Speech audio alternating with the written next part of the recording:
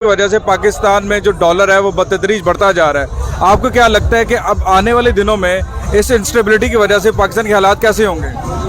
मुझे आप लेमैन नहीं समझ सकते, मैं बैंकर हूँ, मेरी डायरेक्ट डीलिंग है इसके साथ, डॉलर के मामलात के साथ। ये इस वक्त टीवी पे नहीं बता रहे हैं, जो बैंक्स में हम बैठे हुए जानते हैं ना, जो इम्पोर्टर्स के साथ गुजर रही है। अभी पिछली गवर्नमेंट का जो पॉलिसीज थी ना, अभी उनका कमाया हुआ लोगों के पास था, लोगों के पास शॉक एब्जॉर्ब करने की कैपेसिटी थी।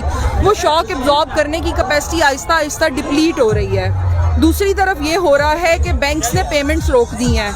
जब पेमेंट्स रुकेंगी ना तो माल आना बंद हो जाएगा। एलसीज ओपन नहीं हो रही, ओपन नहीं होंगी, एलसीज तो फिर ओपन हो रही हैं। आपका बहुत ज़्यादा इंपोर्टर ऐसा है जो एलसी पे काम नहीं करता, उसकी पेमेंट बाहर नहीं जा रही। जब उसकी पेमेंट नहीं ना जाएगी, उसकी शिपमेंट नहीं आएगी, तो आपका आने वाले दिनों में डिमांड एंड सप्लाई का इतना बड़ा क्राइसिस आने वाला है कि आपकी सोच भी नहीं जा सकती। चलिए, आपके प्रोफेशन रिलेटेड अच्छा कि आप बैंकर हैं, और मुझे ये बताइएगा कि आपको क्या लगता है कि इस वक्त हमारे पास जो इम्पोर्ट बिल है, क्या उसको पे करने के लिए पाकिस्तान के स्टेट बैंक के पास पैसा पड़ा है? नहीं पड़ा हुआ। आप ये देखेंगे, मैं अब आज की सिचुएशन से अपडेटेड नहीं हूँ। 8 बिलियन का रिजर्व बाकी था हमारे पास, 8.2 का, बिल्कुल ठीक है। 8 बिलियन के रिजर्व में से फिक्स कितना है? आप कितनी देर चला लेंगे? अनाउंस क्यों नहीं कर रहे ये अपने डिफॉल्ट को? इसलिए अनाउंस नहीं कर रहे क्योंकि हिस्ट्री में लिखा जाएगा कि पीएमएलएन के दौर में ये डिफॉल्ट हुआ। ये सारी उम्र इससे निकल नहीं सकेंगे, इन्हें कई साल लगेंगे इस शॉक से निकलने में। ये इस वजह से अनाउंस नहीं कर रहे। वरना मुझे ये बताएं, डिफॉल्ट क्या है? डिफॉल्ट ये है कि आपकी पेमेंट ड्यू है, आप पेमेंट नहीं कर पा रहे। एज अ कंट्री आप कई चीज़ों की पेमेंट नहीं कर पा रहे। आपका जो इम्पोर्टर है उसका माल पड़ा हुआ है पोर्ट्स के ऊपर, वो पेमेंट नहीं करने की वजह से माल नहीं उठा पा रहा, उसको डैमरेजेस पड़ रहे हैं, वो डिफॉल्ट कर चुका हुआ है। अब आप उसको छुपा लेमैन के लिए ठीक है, छुप गया। हम बैठे हुए हैं, हमें पता है डिफॉल्ट हो चुका हुआ है। पाकिस्तानी अवाम के लिए अवेयरनेस के लिए क्या मैसेज देना चाहेंगे? जो कि आप बैंकर हैं, आपका प्रोफेशन है, आप आसान अल्फाज में उनको कैसे समझाएंगे कि आज की सिचुएशन क्या, हमारी मौशी हालात की क्या सिचुएशन है? मैं किसी को कुछ नहीं समझा सकती, मैं सिर्फ अवाम को कह सकती हूँ कि निकल सकते हैं ना तो निकल आए।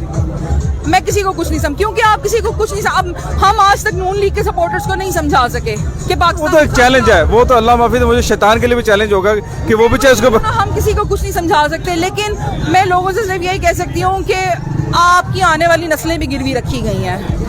आपके पास एक आखिरी आपका जो प्राइड रह गया हुआ है ना इस वक्त, वो रह गया हुआ है आपके एटॉमिक एसेट्स। आपकी कंट्री को बिल्कुल डिफॉल्ट की तरफ ले जाया जा रहा है। आपका मुल्क कोई डिफॉल्ट नहीं करने वाला था, आपके मुल्क को डिफॉल्ट पे मजबूर किया गया है। ऑनेस्ट ओपिनियन चाहूंगा, क्या डिफॉल्ट करने जा रहे हैं या हो चुके हैं?